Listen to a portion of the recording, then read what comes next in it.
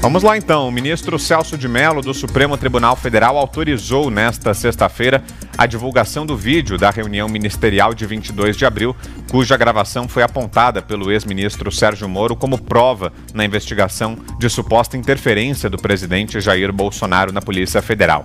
Escreveu Celso de Mello: determino o levantamento da nota de sigilo imposta em despacho proferido por mim no dia 8 de maio de 2020, cito o número da petição, liberando integralmente, em consequência, tanto o conteúdo do vídeo da reunião ministerial de 22 de abril de 2020, no Palácio do Planalto, quanto o teor da gravação referente a mencionado encontro de ministros de Estado e de outras autoridades. Celso de Mello somente não permitiu a divulgação de, abre aspas, poucas passagens do vídeo e da respectiva degravação, nas quais há referência a determinados estados estrangeiros, fecho aspas. O ministro afirmou que a divulgação na íntegra se baseia no direito à ampla defesa, o direito à prova e o direito à paridade de armas. A gente vai, ao longo do programa, rodando alguns trechos dos vídeos. A liberação foi feita agora há poucos instantes, pelo Supremo Tribunal Federal. Tá tudo chegando ainda pra gente. Então, a dinâmica vai ser essa. A gente vai rodando aqui alguns trechos do vídeo e vou querer os comentários do Augusto e do Zé Maria a respeito. A gente já tem aqui no ponto o primeiro trecho, que é talvez o mais importante, o mais interessante para a gente debater. Vamos lá, vamos rodar. Chegar no poder em 64, se tiver chegado, ele estava fudido todo mundo aqui. Cortando, eu estava felicíssimo se estivesse cortando cana, ganhando $20 por mês. Não pode esquecer disso. Nós não podemos esquecer o que é esse povo. Eu vou convidar os ministros para domingo e passar a Serena Taguatinga. Convite, não é missão, não. Convite. Para ver como é que está o cara na esquina. Depois ver uns merda para falar aí, né? Uns merda de sempre. O cara rompeu o isolamento, tá dando um pé. Até pensei pro cacete, pô. Você tá passando fome, tá na merda, pô. Sentiu o cheiro de povo. Como eu falei lá, é uma experiência para todo político sentir. Ir lá ver como é que tá o negócio. Ou a gente tem que estar como se fosse, né, um general na retaguarda e deixar a tropa se ferrar na frente. Não, o general tá na frente, o coronel está na frente, o capitão está na frente. Nós, heróis da Segunda Guerra Mundial, estiveram na frente de campo de batalha. Se precisar aqui, tenho certeza que nossas Forças Armadas vão cumprir com o seu papel, mas, né, nós temos que dar exemplo e mostrar que o Brasil não é.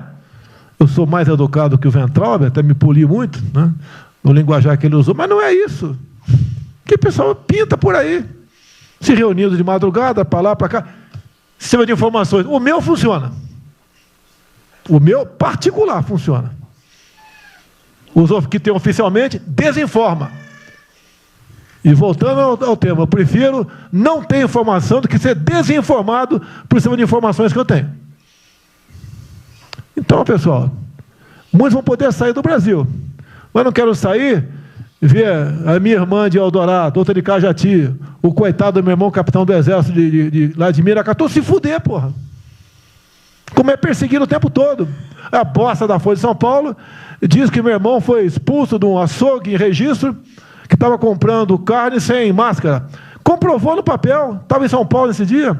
O dono do restaurante, do açougue, falou que não estava lá. E fica por isso mesmo, sei que é problema dele, né? Mas é a putaria o tempo todo para me atingir, mexendo com a minha família. Já tentei trocar gente da segurança nossa no Rio de Janeiro, oficialmente, e não consegui. Isso acabou. Eu não vou esperar fuder a minha família toda, de sacanagem, ou amigos meus, porque eu não posso trocar alguém da segurança na ponta da linha que pertence à estrutura nossa. Vai trocar. Se não puder trocar, troca o chefe dele. Pode trocar o chefe dele? Troca o ministro. E ponto final. Não estamos aqui para brincadeira. Vai ver um garoto aqui, ó, com todo respeito, do BNDES. Tá, eu conheci ele, usava calção lá. Pode ver os Estados Unidos para cá, podia estar muito bem lá. Veio para cá, tentar mudar o Brasil, a convite do Paulo Guedes, que é amigo dos pais dele, por coincidência, né, Paulo Guedes? Coincidência. Eu não lembro dos teus pais, lembro de você, tá certo? Mas alguém que está investindo aqui. E todos nós temos que pensar nisso. O que esses filha de uma égua querem, é a nossa liberdade.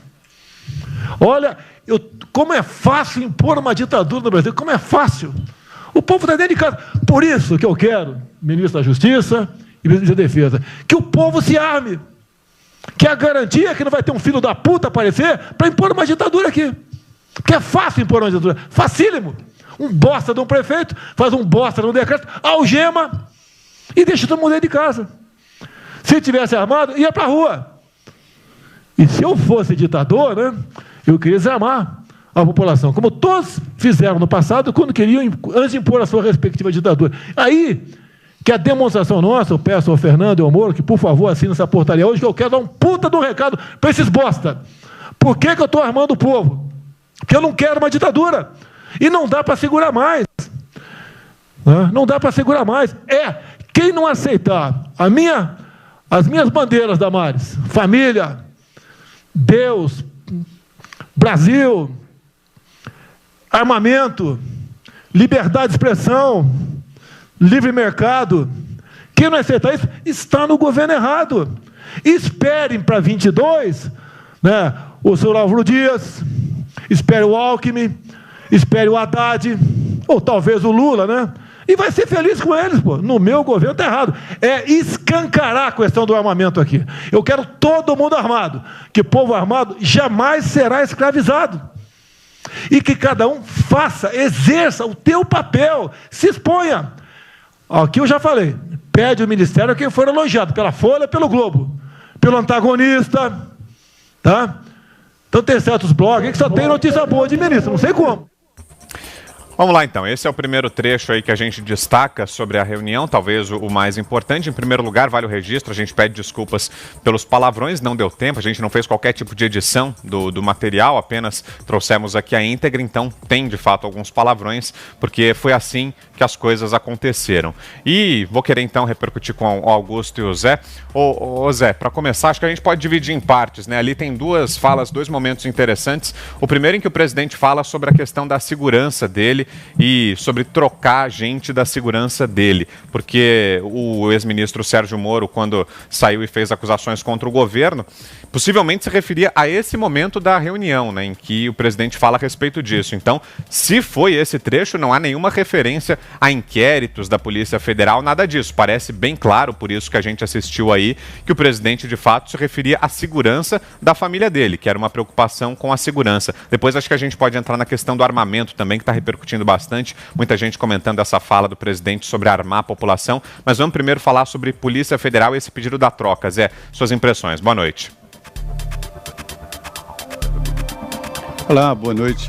Olha, é o seguinte, eu disse no início, né, uma semana muito tensa, politicamente muito forte aqui em Brasília, há distensões para todos os lados. Hoje é um dia muito importante, não só pela liberação do vídeo, mas também pelas relações aí entre as instituições e entre os poderes. Olha, o presidente Jair Bolsonaro, nesse discurso, fez um discurso de todo dia. Ele é assim, ele chama muito a atenção para o seu discurso de campanha, e seria exatamente o que todos os presidentes da República teriam que fazer. E aí o que acontece? O presidente da República é eleito e imediatamente rasga o discurso, rasga o programa do governo que foi elaborado pelo partido e continua. Ele está dizendo exatamente isso nesse primeiro tom, dizendo que a segurança pessoal dele está diferente, ou seja, não está de acordo com o que ele quer, e sobra muito aí para o Gabinete de Segurança Institucional. Numa das conversas que eu tive com o general Heleno, ele me falava mesmo isso.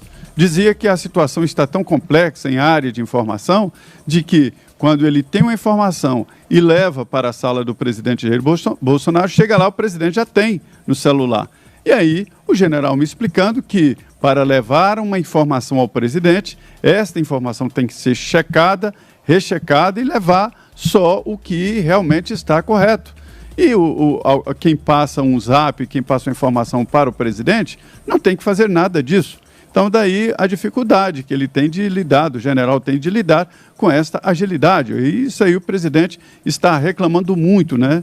E dizendo aí, fazendo a revelação que tem um centro de informação pessoal. Aí a gente não sabe se é o que todos nós temos, esse centro de informação pessoal, que é o telefone, através dos grupos, através dos comunicados, ou se realmente ele montou um aparato próprio de comunicação, até distante da ABIN e do Gabinete de Segurança Institucional, o que seria um paradoxo. Não pode ser assim, não acredito que seja isso. acredito que o presidente estivesse mesmo se referindo ao seu grupo de amigos, né? Então, é isso, Vitor. O presidente Jair Bolsonaro, sendo o presidente Jair Bolsonaro, sim, em defesa da família e muito irritado por uma situação comum. Todos os governadores, todos os presidentes da República passam por isso. A família se torna escrava desse cargo. Enquanto durar, não pode fazer absolutamente nada. O único que não aconteceu isso foi o Lula, porque a família dele ficou comprando por 10 e vendendo por 1 milhão, e todo mundo lá bajulando o Lula na presidência da República.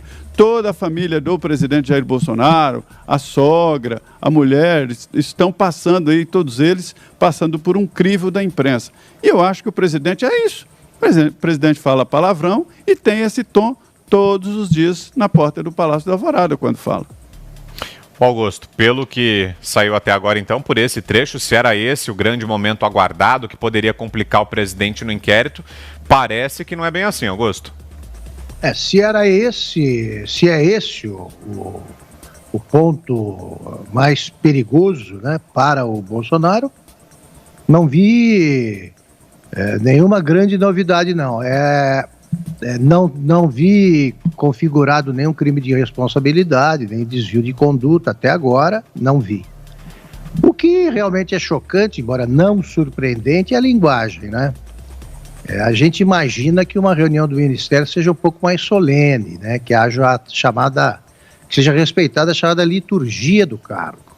Você pode, até pela condição de presidente da República, você deve imaginar que tudo que você dizia é gravado, pode ser revelado no futuro, né? Pode ser objeto de exame dos historiadores, por exemplo.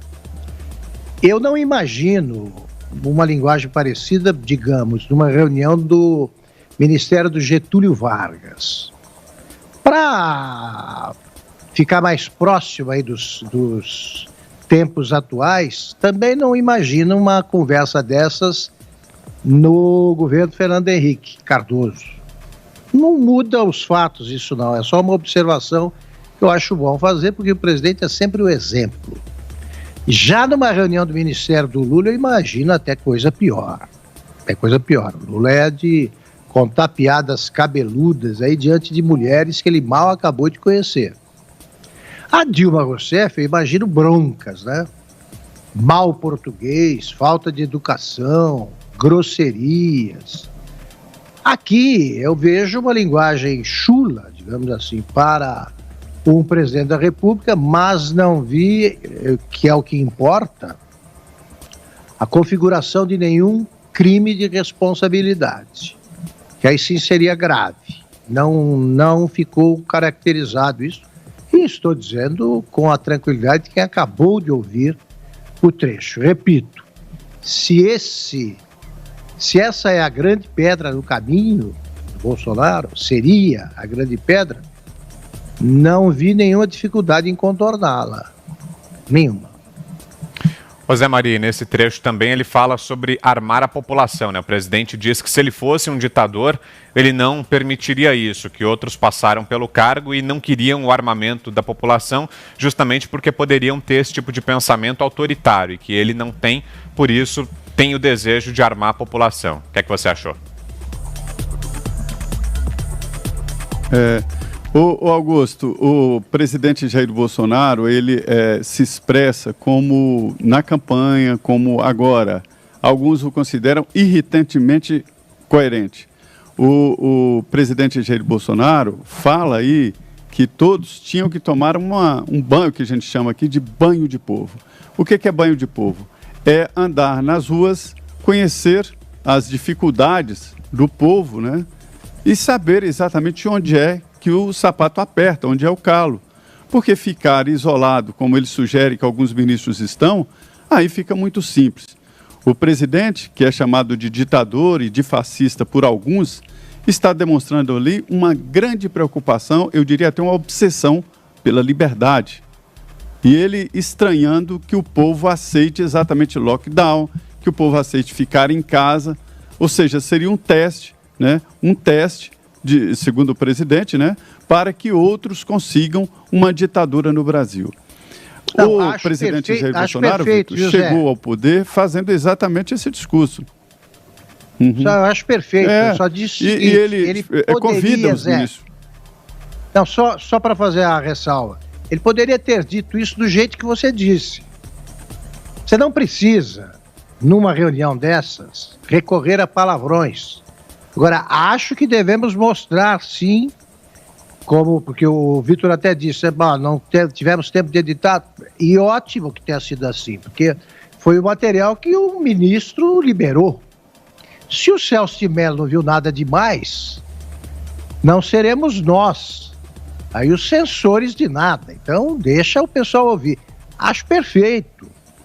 Quando eu trabalhava na Zero Hora, o Collor fez um pronunciamento, teve uma conversa qualquer, ou uma reunião em que ele se expressou dessa maneira, e eu publiquei na íntegra, e com os palavrões, não tem nada de 3 pontinhos, não, eu punha o palavrão, porque é importante você saber como é a alma do presidente.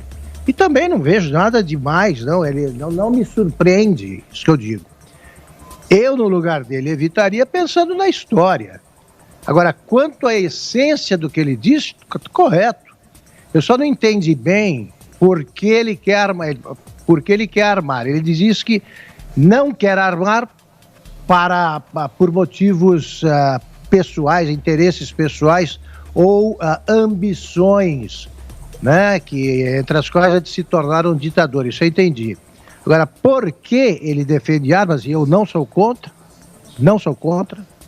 a liberação de armas, eu sempre tive, isso é uma bobagem, é coisa de quem não sabe manejar uma arma e não sabe que uma arma é um instrumento defensivo, isso é ponto pacífico. Mas eu não entendi direito por que ele está armando, isso não me ficou claro. Para reagir aos prefeitos, Augusto, ele diz que armada a população reagiria a um decreto de algum prefeito, imagino que se referindo ao isolamento. Bala, né? Não é para reagir a bala, quer dizer, uma manifestação popular não precisa ser armada, nem deve ser, porque senão você vai ter um conflito armado.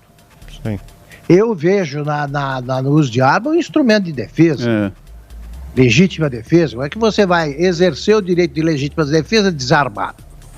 Entra um cara na tua casa com um revólver e você vai sair no braço?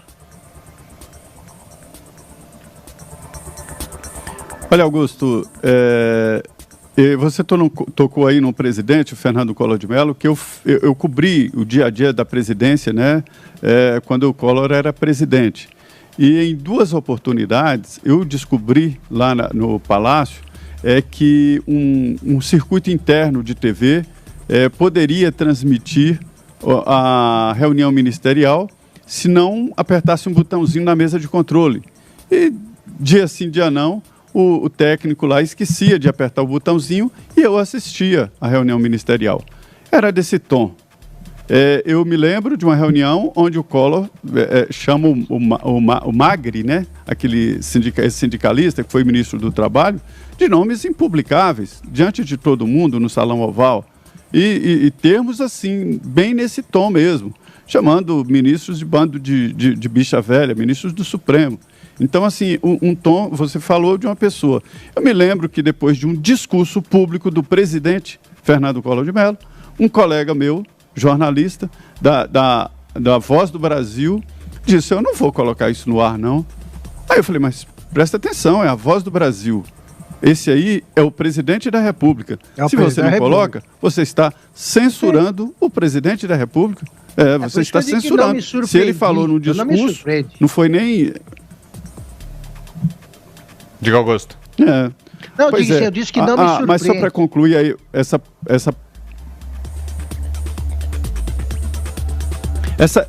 agora a coisa da arma. Esse discurso, Augusto, é muito antigo, é um debate muito intenso sobre isso. Eu me lembro de um discurso assim do Roberto Jefferson na Câmara dos Deputados sobre o Estatuto do Desarmamento, nunca me saiu da cabeça. Ele falando, teceu comentários sobre várias ditaduras e mostrando que o primeiro caminho para uma ditadura é exatamente desarmar o povo. Isso lá no debate sobre o Estatuto do Desarmamento. E ele mostrou em detalhes vários países onde antevém a ditadura um processo de desarmamento, né, para evitar qualquer possibilidade de rebelião do povo e tal. É a isso que o presidente se referiu, né, e defendendo a liberdade durante todo o momento, ele dizendo que o povo armado poderia resistir. E é isso mesmo que você está pensando, é uma resistência armada, né? Uma resistência armada, mas para evitar a perda da liberdade, que é o bem maior. Depois da vida, o bem maior que o ser humano tem, é exatamente a liberdade. E é isso que o presidente Jair Bolsonaro está defendendo. Está defendendo que o povo defenda com unhas e dentes a liberdade. O hino fala sobre isso, né, de não usar as armas até o dia da necessidade, né? Porém, se a pátria amada for ultrajada, aí nós teremos que reagir com rigor. Algo mais, Augusto, antes do próximo vídeo? Ou a gente pode rodar? Vamos lá, então. A gente tem mais um trecho aqui e, da mesma forma, a gente roda o vídeo, na sequência a gente volta para comentar. Vamos lá. Eu que escalei o time, pô. Trocamos 5, espero não trocar mais ninguém, espero. Mas nós temos que, na linha do Van Traub, de forma mais educada um pouquinho, tá? Se preocupar com isso, que os caras querem é a nossa hemorroida, é a nossa liberdade. Isso é uma verdade. O que esses caras fizeram com o vírus, esse bosta desse governador de São Paulo, esse estrume do Rio de Janeiro, entre outros, é exatamente isso. Aproveitaram o vírus, está um bosta de um prefeito lá de Manaus agora, abrindo covas coletivas, um bosta, que quem não conhece a história dele, procura conhecer, que eu conheci dentro da Câmara, aqui do meu lado. E nós sabemos a ideologia dele e o que ele prega, e quem ele sempre foi. O que está aproveitando agora um clima desse para levar o terror no Brasil. Então, pessoal, por favor, se preocupe, que é de mais importante que a vida de cada um de vocês, que é a sua liberdade. Come preso não vale porra nenhuma. Mais um trecho aí, portanto, Augusto, mais um trecho sem grandes novidades, né? O presidente repete as críticas que já tem feito aos governadores e aos prefeitos. Com palavras duríssimas, né? Sim. Palavras duríssimas aí. Aí que tá, a adjetivação tem esse problema, né? Você usa com o adjetivo, com o uso do adjetivo, você pode provocar fissuras, né, ou fraturas nas relações com as outras pessoas, né? Os que ouvem isso, os mencionados, eles sabem o que pensa exatamente sobre eles o presidente da República. Mas de novo, nada disso me surpreende. É exatamente isso que ele pensa do governador de São Paulo, do governador do Rio. Ele já disse, né, já expôs a sua antipatia, a sua hostilidade, agora com palavras mais cruas, para dizer o mínimo. O político, ele é obrigado a engolir sapos. Ele só descobre quando não dá para engolir se o sapo para na garganta, né? Para aqui na glote.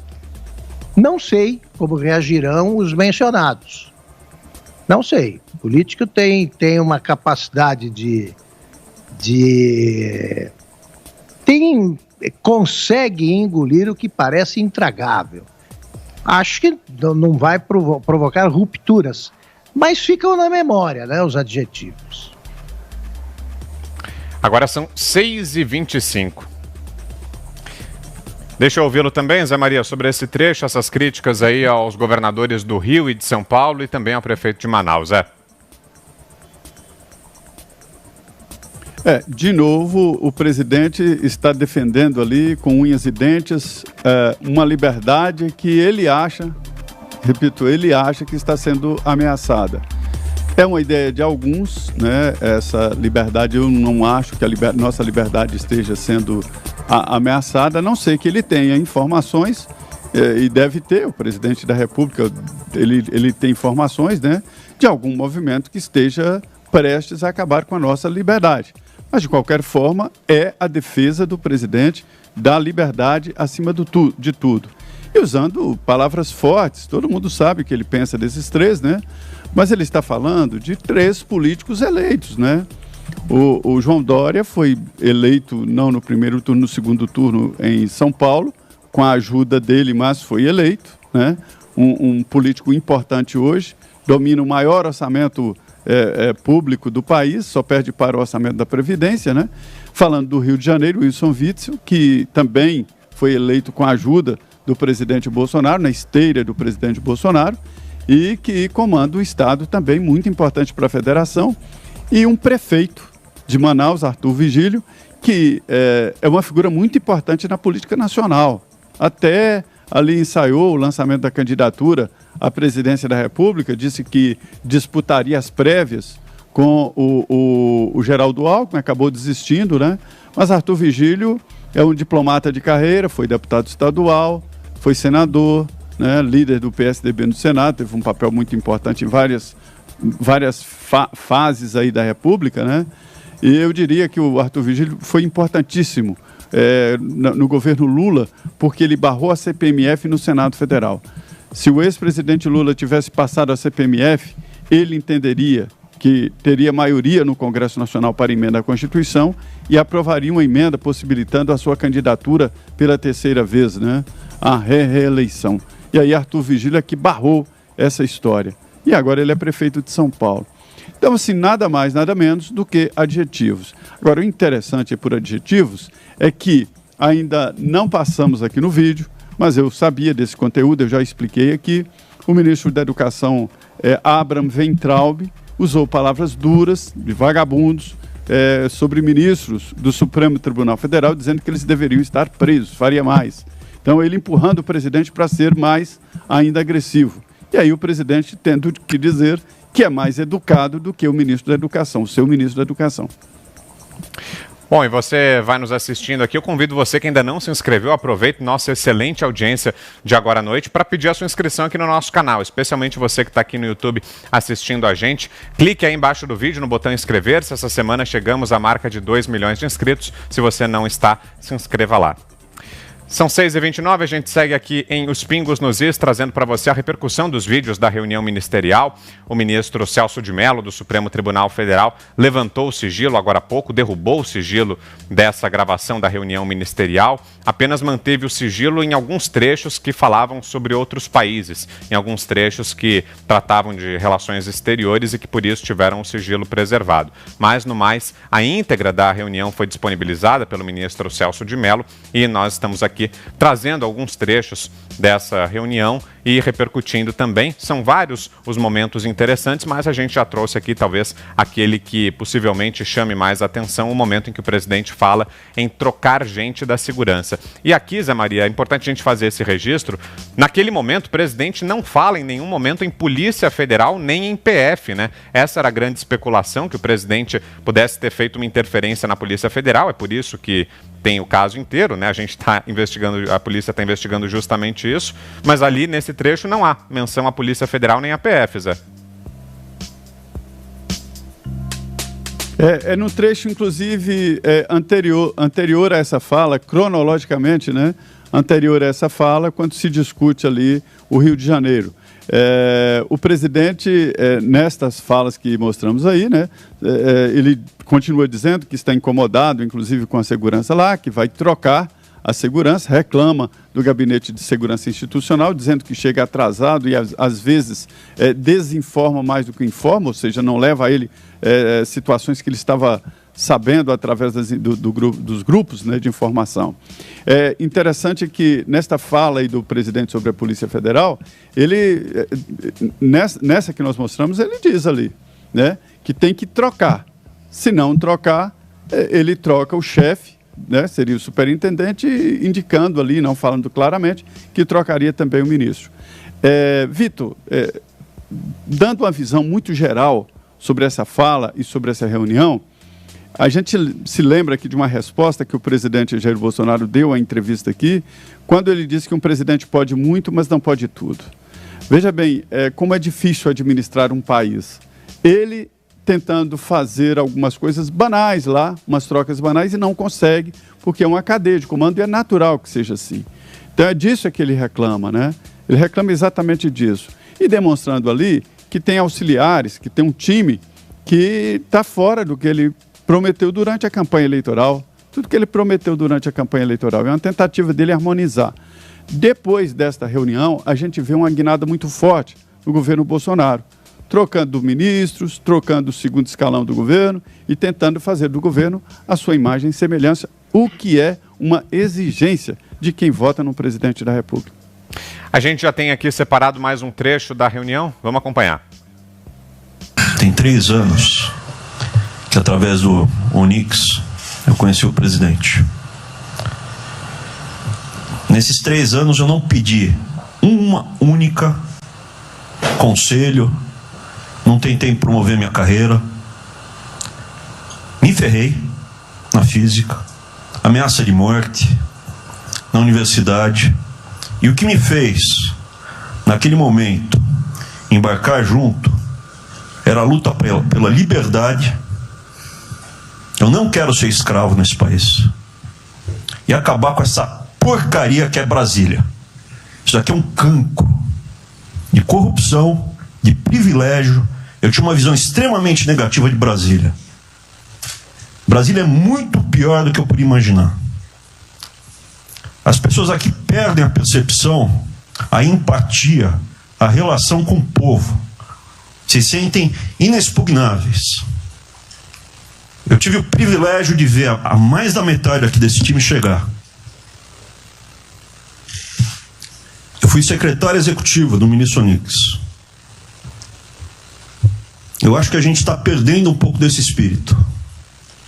A gente está perdendo a luta pela liberdade. É isso que o povo está gritando. Não está gritando para ter mais Estado, para ter mais projetos, para ter mais... O povo está gritando por liberdade. Ponto. Eu acho que é isso que a gente está perdendo. Está perdendo mesmo. O povo está querendo ver o que me trouxe até aqui. Eu, por mim, botava esses vagabundos todos na cadeia. Começando no STF. E é isso que me choca. Era só isso, presidente. Eu realmente acho que toda essa discussão de vamos fazer isso, vamos fazer aquilo, eu vi muitos ministros que chegaram, foram embora. Eu percebo que tem muita gente com a agenda mais própria. Um trecho do vídeo da reunião ministerial. Daqui a pouco a gente pode voltar a trazer outros momentos dessa reunião.